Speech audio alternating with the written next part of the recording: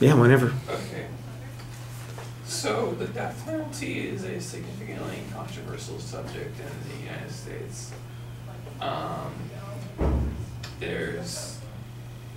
There's a lot of people who argue over the merits of the death penalty, and my proposition is that capital punishment at its current state is an ineffective punishment in America.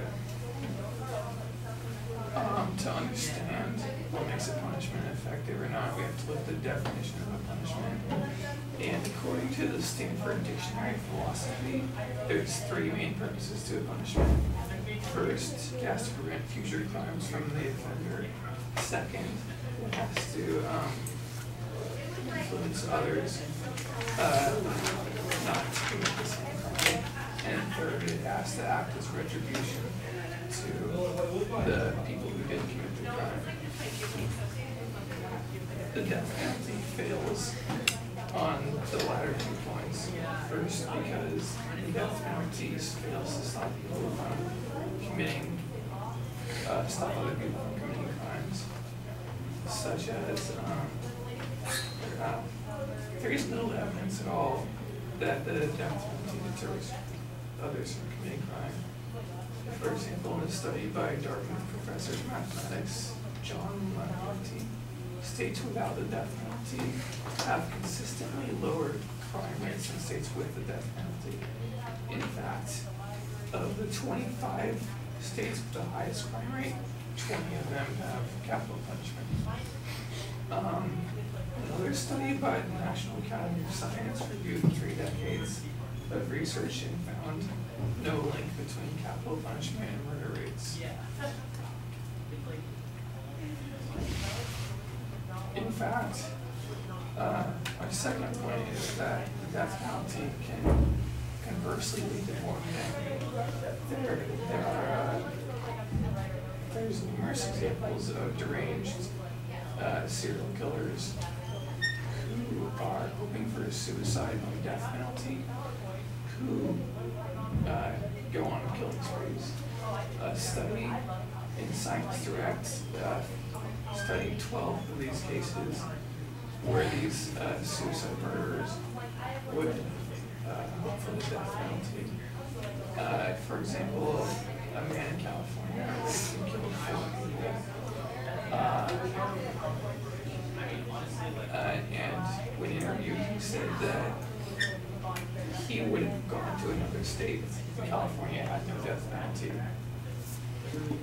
Another man, Gary Gilmore, drove from non-death penalty Oregon to Utah because he knew they had firing squad capital punishment, and killed a few gas station attendants. Okay, my final point is that the death penalty fails as a retributive punishment.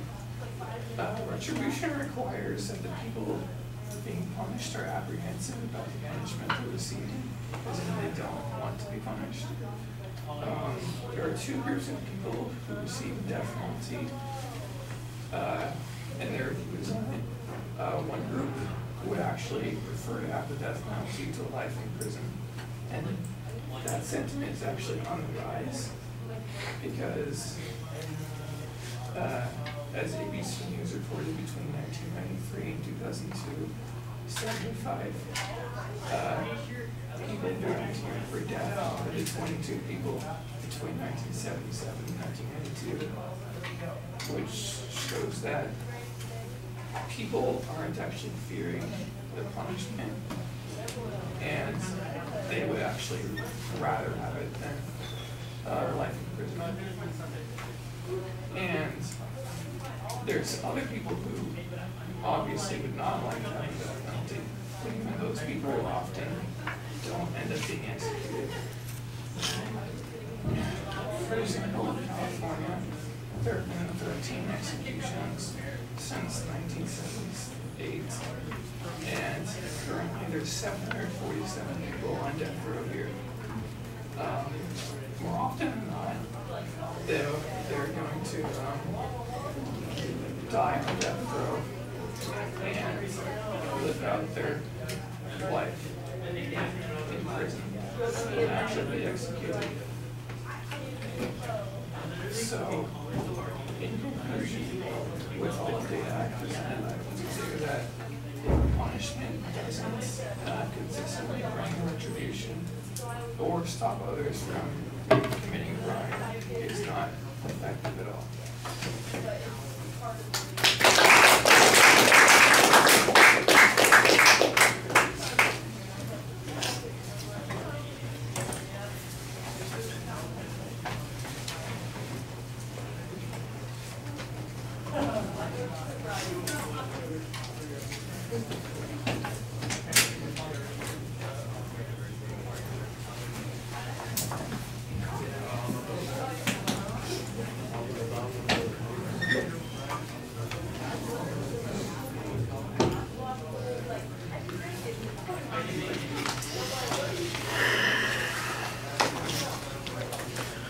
All right, the propositions identified, that there's controversy on that, that's pretty straightforward. The preview, basically you've got the standards of what makes something, appropriate punishment. I forget what the exact term was that you were using, but future crime, effectiveness. Future crime, it influences other people, and retribution, and you basically come down and say, and on 2 of those 3 points it fails. And that's as close as I get to a preview of what the supporting structure is going to be. And you actually do have 3 supporting points, so I'm not exactly sure where that 3rd supporting point is supposed to fit in. That, I think, is a little bit problematic. That needs to be clearer. On the first point, you talk about there's no effective information on the death penalty being successful. You've got a couple of pieces of information, state-by-state comparisons, National Academy of Sciences conclusion that suggests that there's not really much impact here. That's okay. I do think, though, that you're going to find that there is information that argues that there is an impact. I assume that the response speaker is going to find that information. And then the question becomes, which set of data is the one that's most believable? I think that's why you wanted to enhance your argument a little bit more. The National Academy of Sciences study, for instance, I think is kind of a longitudinal study that looked at a lot of other research, and so maybe it subsumes some of the argument that the response speaker is going to present.